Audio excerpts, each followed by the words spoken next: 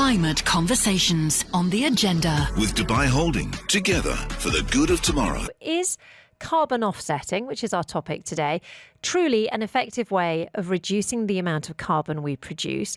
Or is it, and I'm going to be very frank here, is it just fancy greenwashing? To find out more about how it's working here in the UAE, I'm delighted to say I'm joined by Martin at Reynolds. He is the CEO of Zero Carbon Ventures. He's here with me in the studio. Martin, lovely to have you join us. And actually, you started your company reasonably recently, but you've already had a huge success. You've just raised $5 million in seed funding. That was last month. But what is the principle behind your company? Basically, what do you do? Sure. Okay. Well, thank you for having me on, and it's such a great opportunity to shine a light on what is really some fantastic work done not only by my organisation but others in this region as well. So the gap that my co-founder Peter and I saw sort of 18 months, 2 years ago was just after COP28 was announced that it was coming to the region, was that there was this real kind of gap between the technology that exists in the world. A lot of it is an innovation type stage where it's been developed, it's a real thing and it's working. And we'll no doubt talk about some examples during this conversation. But the people that know how to make this kind of technology don't necessarily know how to walk into, I don't know, Abu Dhabi National Oil Company and build it into a real world solution that can help. So we figured that if we built a team of sort of program managers and engineers and doers and people that have run major project delivery in the UAE, and we've done that those individuals, rather than sort of generating reports and pie charts and data around what kind of goes out to a lot of these big corporates that are commissioning the reports, that we could get on with testing out this technology and innovation that's been developed locally, building it into a financial model that works and makes money for the organisation that wants to buy it. And have you already invested in certain emerging clean tech projects?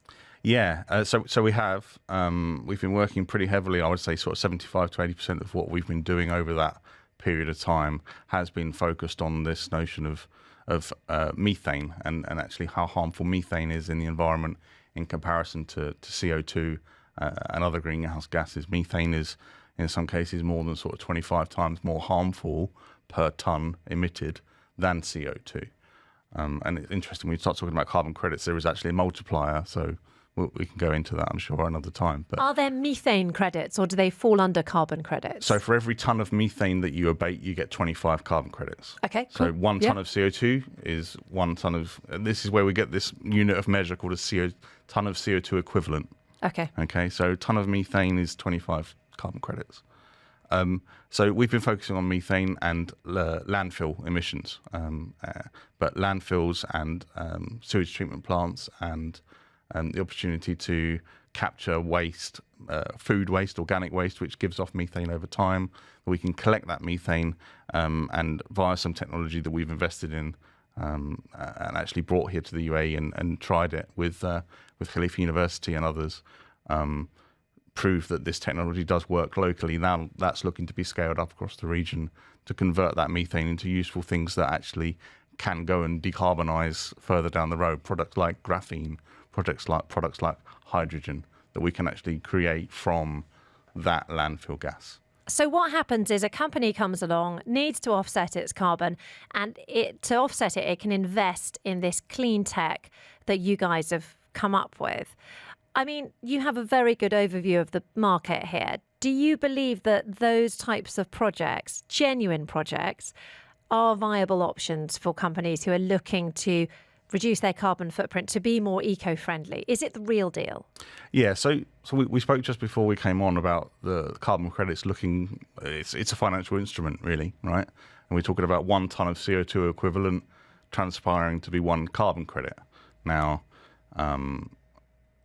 when you're going onto a marketplace and you're buying a financial instrument, we also spoke about the sort of charitable works and fingers sort of been pointed at the charity industry and how much of a donation or how much of a contribution towards a charity or a good cause, how much actually ends up going into a project and how much is involved in administration, in finder's fees and things like this.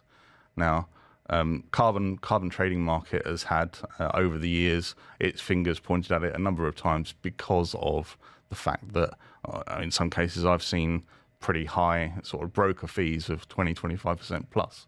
Now, one thing I will say for the carbon market that is being put into Abu Dhabi is that the fees are nowhere near anything like that, and as much of that money that is available and is donated by those organisations does actually find its way to the project. Well, that's what I've seen from my experience.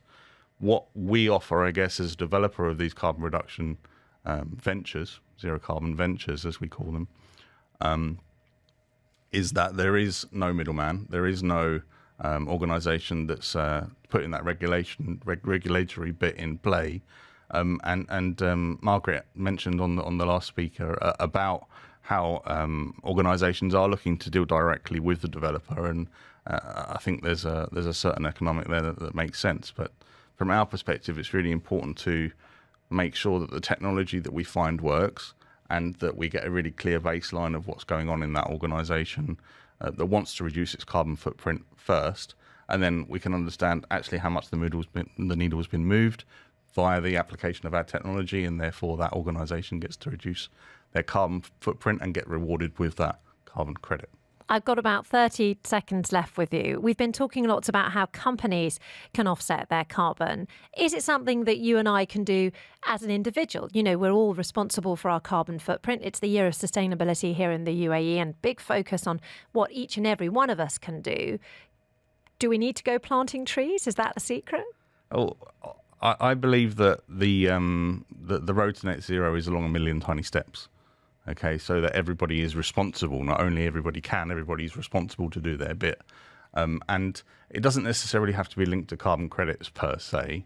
I mean, there are websites and blockchain solutions that are being pulled together that does allow people to go online, and when you book your flights in the UAE, there's always an option at the end. Do you want to offset your carbon footprint? Now, there's a little bit of sort of murkiness around where that cash goes in certain circumstances, but ultimately for me, the focus should be on the individual to sort of educate themselves and understand what's going on, and to contribute in every way that they can.